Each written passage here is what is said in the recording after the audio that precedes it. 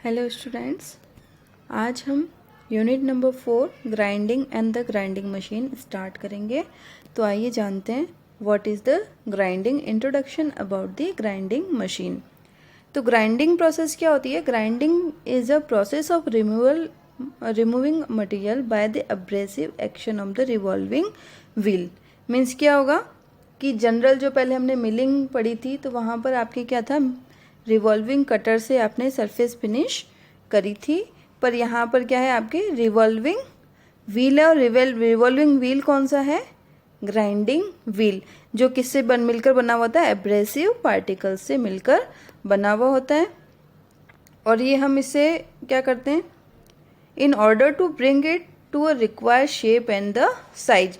जो आपका जॉब है उसको आप एक रिक्वायर्ड शेप और साइज देने के लिए आप कौन से व्हील का यूज कर रहे हो? इसमें ग्राइंडिंग व्हील का, जो कि बहुत ही हाई स्पीड से चलता है और बहुत ही महीन कट इसमें लगते हैं।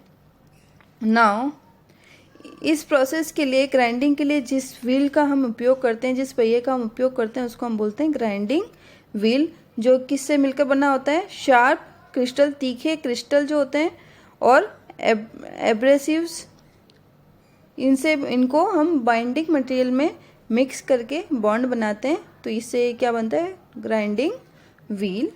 Now wheel action is similar to the milling cutter but very large number of cutting points. तो यहाँ पर कटिंग पॉइंट्स क्या होते हैं? ज़्यादा होते हैं। जैसा कि मिलिंग कटर्स में भी मैंने बोला था सिंगल पॉइंट कटिंग टूल होता है, पर वहाँ पर कटिंग पॉइंट्स क्या होते हैं? एक टाइम पे एक ही टिथ जो है वो जॉब की सरफेस को टच करता है। बट ग्राइंडिंग प्रोसेस में क्या होता है कि आप जैसे कि यहाँ देख सकते हैं, ये एब्रेसिव पार्टिकल से ग्राइंडिंग व्हील यहाँ पर रोटेट करा, तो एक टाइम पे एक से ज़्यादा कटिंग एजेस वर्क पीस को टच करती है। तो grinding was the first use for making tools and the arms.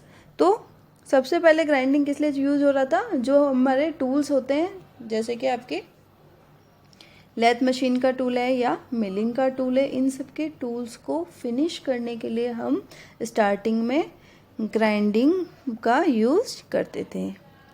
Now अब ग्राइंडिंग जो है वो दूसरी मशीन से डिफरेंस कैसे, या दूसरी प्रोसेस से अलग कैसे है? तो फर्स्ट मैंने आपको बताया था, इसमें क्या है?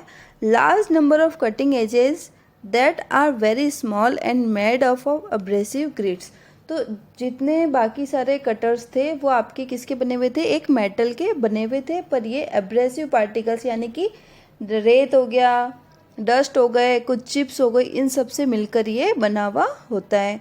सेकंड हो गया आपका the cutting edges cut simultaneously. Means क्या हो गया कि काफ़ी सारी कटिंग एजेस तो और भी टूल्स में होती है, बहुत सारे टूल्स में होगी, बट ये सारी कटिंग एजेस एक साथ आपके जॉब वर्क पीस पर कार्य करती है। तो इसमें कैसे? Very fine and shallow cuts are only possible. तो इसमें आपको क्या मिलेगा? गुड सरफेस फिनिश मिलेगी। सेकंड आपकी क्या हो गया? Dimensional accuracy. जो डायमेंशन आपको चाहिए वो डायमेंशनल एक्यूरेसी आपको इससे प्रोवाइडेड होगी। तो finishing and important operation, abrasive grits are extremely hard and very hard material can be machine. तो इसमें हम क्या कर सकते हैं कि बहुत ही ज़्यादा हार्ड मटेरियल है, उसकी भी अगर आपको सरफेस फिनिश करनी है या फेसिंग ऑपरेशन करना है, उसके लिए भी हम ग्राइंडिंग व्हील का यूज कर सकते हैं। जैसे एग्जांपल क्या हो गया? Hardened steel, glass, carbide, ceramics etcetera. Features with the string tolerance and the surface finish are machine by the grinding. जहाँ पर कि हमको टॉलरेंस लिमिट दी हुई है कि हमको सपोज टू बी 15 mm का व्हील या सरफेस को 15 mm तक फिनिश करनी है, तो वो 15 mm तक टॉलरेंस का ध्यान रखते हुए इससे बहुत ही बारीक कट लगते हैं, बहुत ही स्लो और बारीक और एक्यूरेसी मिलती है। तो हम इससे क्या करते हैं? टर्बाइन ब्लेड्स हो गए, bearing sheets, diameters, tool and tool repair, ये सारी चीज़ें हम किसके द्वारा करते हैं? ग्राइंडिंग मशीन के द्वारा करते हैं। नाउ अब ये तो हो गया आपका ग्राइंडिंग प्रोसेस क्या होती है। तो इसमें मैंने आपको बताया सबसे इम्पॉर्टेंट चीज़ होती है, इसमें ग्राइंडिंग व्हील का यूज किया जाता है।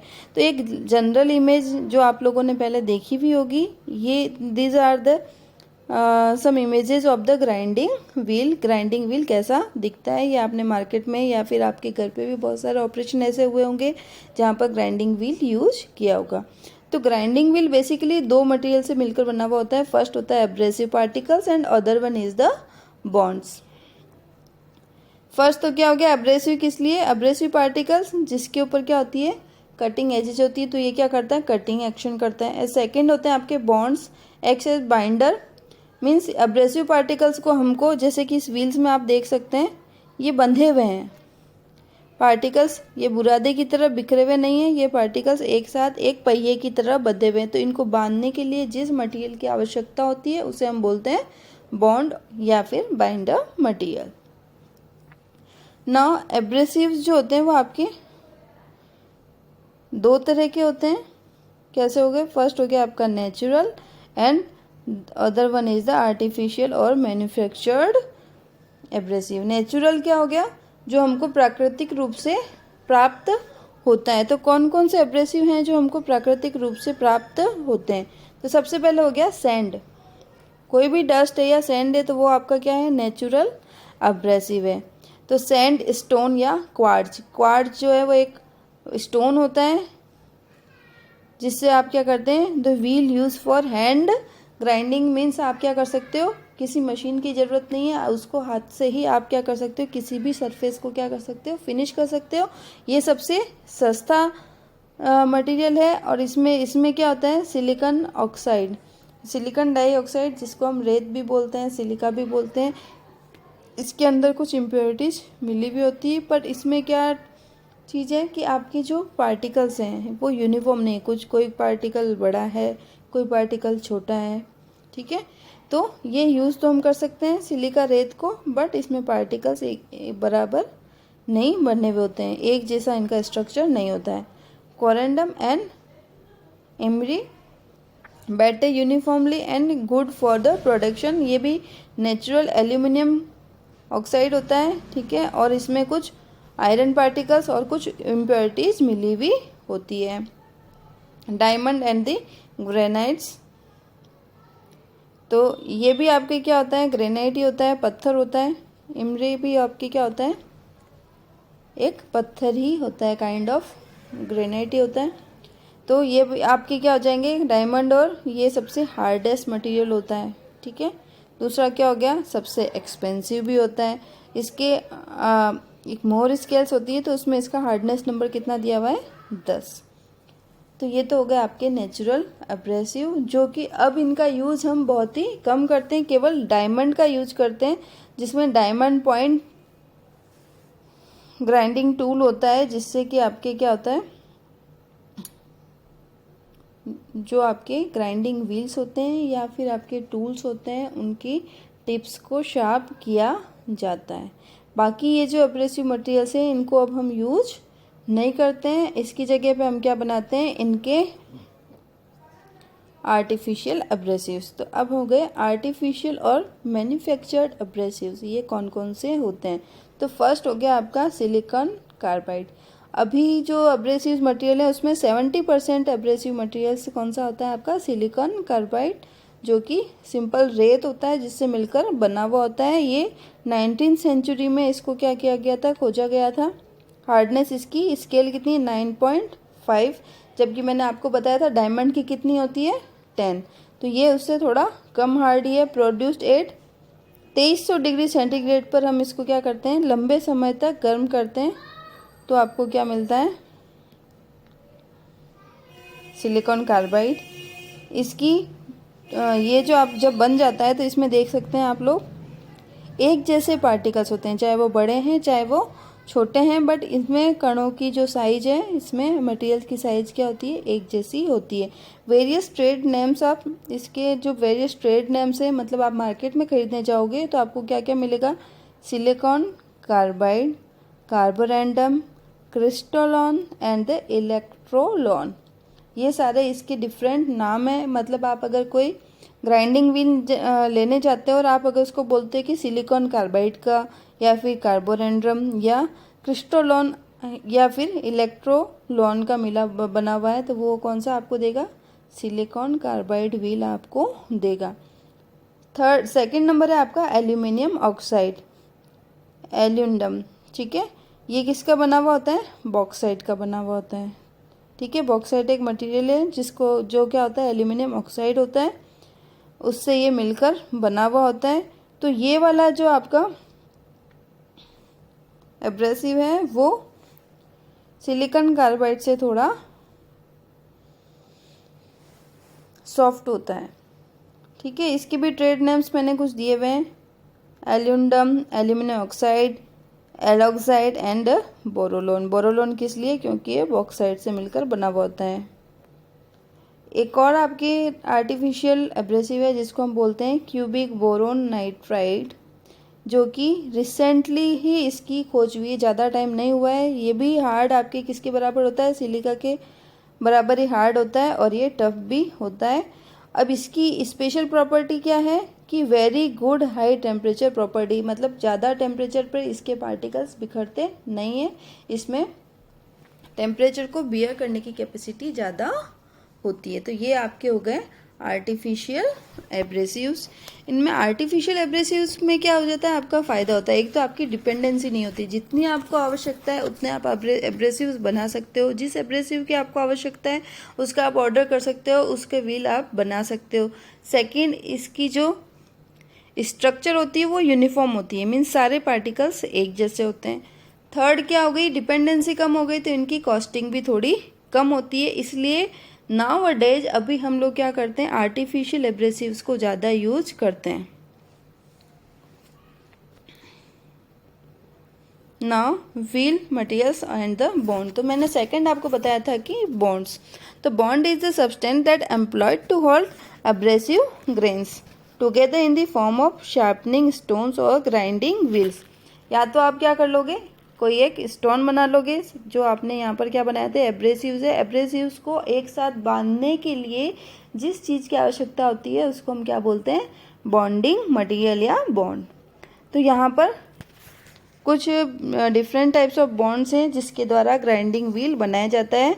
फर्स्ट है आपके विट्रीफाइड बॉन्ड, सेकंड है सिलिकेट बॉन्ड, थर्ड है शेलेक बॉन्ड, फोर्थ है resinoid bond, fifth rubber bond and the sixth one is the oxychloride bond. तो अलग अलग बॉन्ड की अलग अलग क्वालिटी है और उससे अलग अलग टाइप के व्हील्स आपके बनते हैं।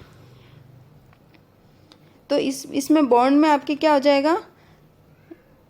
एब्रेसिव मटेरियल और कुछ और बॉन्डिंग मटेरियल दोनों को मिक्स करके हम क्या करेंगे? ग्राइंडिंग व्हील बनाएंगे। तो एब्रेसिव मटेरियल इसमें कौन कौन से हो जाते हैं? सिलिकॉन कार्बाइड और aluminium oxide.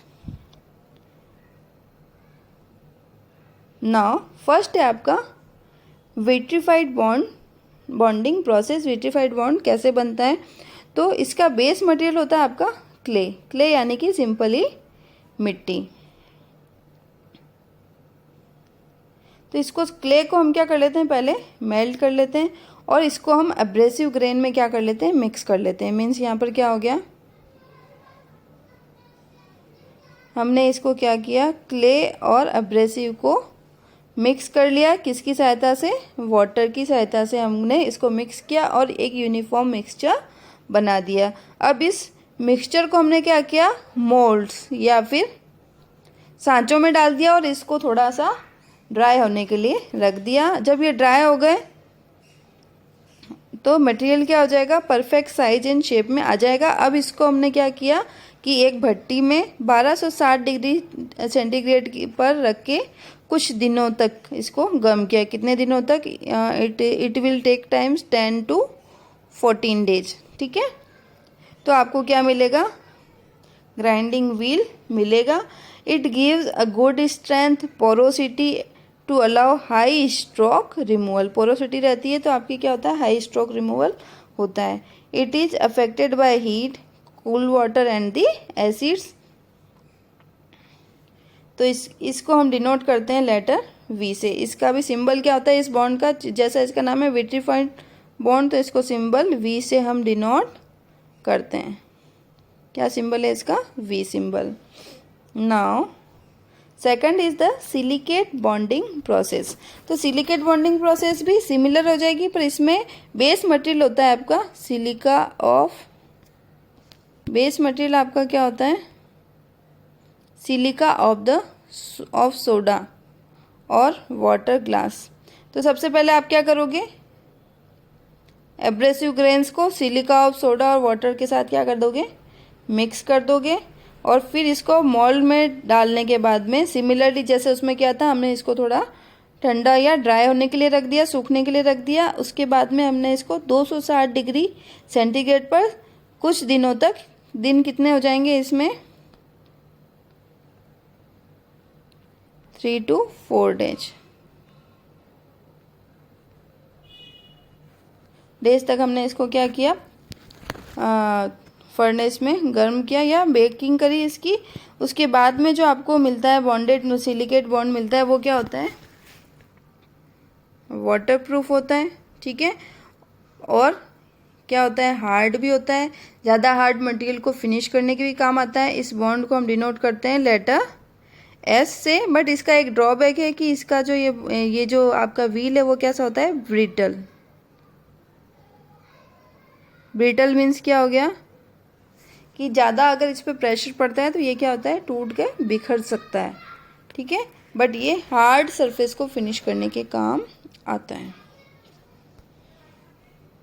Now select bonding process. तो लास्ट 2 प्रोसेस थी, एक में आपको टाइम लगा था लगभग 14 दिन का, दूसरे में आपको लगा था 3 to 4 days। Shellac bond wheels are known as elastic bonds. कौन से बॉन्ड्स हैं, इलास्टिक बॉन्ड्स व्हील्स हैं। In this process the abrasive and the shellac are mixed in heated containers. पहले से गर्म जो कंटेनर थे उसके अंदर हम इनको क्या करते हैं, मिक्स करते हैं। देन इसकी रोलिंग करते हैं या फिर प्रेस करते हैं। हीटेड मोल्ड के अंदर हमने क्या किया, मिक्सचर को क्या किया, मिक्स किया और फिर उसको हमने प्रेस किया, दबाया, ठीक है। दबाने के बाद में हमने क्या किया, जो शेप बनी थी उसको हमने बेक किया 150 डिग्री सेंटीग्रेड पर, ठीक है। इसको बनने में 4 to 5 आवर्स ही लगते हैं, ज़्यादा टाइम नहीं लगता, एक दिन में ये प्रिपेयर हो जाता है। The elasticity in this is greater than the other 2 types. Means ये जल्दी टूटता नहीं है, इसकी स्ट्रेंथ ज़्यादा होती है। It is not for heavy duty, but इसको हम ज़्यादा हार्ड मटेरियल के लिए यूज नहीं कर सकते हैं। Use for finishing chilled iron, cast iron और स्टील रूल्स। इसको हम डिनोट करते हैं लेटर ई से। किसे डिनोट करते हैं, लेटर ई। क्लियर है। Now the next bond is the resinoid bonding process. Resinoid wheels are produced by mixing abrasive grains with the synthetic resins. इसमें क्या होते हैं, सिंथेटिक रेजिन्स यूज होते हैं, ठीक है। The mixture place in mould and heated at about 200 degree centigrade पर हम इसको गर्म करते हैं। एट दिस टेम्परेचर, क्योंकि आपके क्या है, सिंथेटिक रेजिन से, तो ये क्या हो जाएंगे, एब्रेसिव ग्रेन्स को होल्ड कर देंगे और ये सेट हो जाएंगे और किसकी फॉर्म में ले लेंगे, व्हील्स की फॉर्म ले लेंगे। These wheels are use to purpose which required a strong high speed wheels. तो ये स्ट्रॉन्ग भी हैं और एक हाई स्पीड व्हील्स भी प्रोवाइड करते हैं। इसको डिनोट करते हैं हम लेटर बी से। इनके जो सिंबल्स हैं ये हम सबको याद करने पड़ेंगे, ठीक है। ये आगे क्या काम आएंगे मैं आपको बताऊंगी जब आप इसके wheels. Rubber bonding process. Rubber wheels are produced by mixing abrasive grains with pure rubber और सल्फर। तो इसमें आपके क्या यूज होती है, प्योर रबर और सल्फर यूज होता है। The mixture rolled into the sheets and wheels are punched out of those sheets on the punch press. तो इसको हमको ज़्यादा गर्म करने की ज़रूरत नहीं है। मिक्सचर क्या होगा, सीट में रोल हो जाएगा और पंचिंग प्रोसेस से ये बन जाएंगे, ठीक है। These are less heat resistant. जैसा कि इनका नाम है रबर है, तो रबर ज़्यादा हीट को रजिस्ट नहीं कर सकता है। मोर डेंस देन दी रेजिनॉइड व्हील्स। इनकी डेंसिटी ज़्यादा होती है क्योंकि रबर है तो वो ज़्यादा डेंस होता है। और इसको हम डिनोट करते हैं सिंबल आर से। क्या सिंबल है आपका यहाँ पर, आर। क्लियर है। Now the 6th one is the oxychloride bonding process. This process consists of mixing abrasive grains with oxide and chloride of magnesium. तो यहाँ पर ऑक्सीक्लोराइड है, तो ये किसके हैं, oxide and the chlorides of the magnesium. The mixing of the bond and abrasive is performed in the same way as for vitrified bond. उतना ही time लगेगा इसको. विट्रीफाइड बॉन्ड में हमने कितने डिग्री टेम्परेचर तक गर्म किया था? 1360 या फिर 1260 I think. These wheels are used for making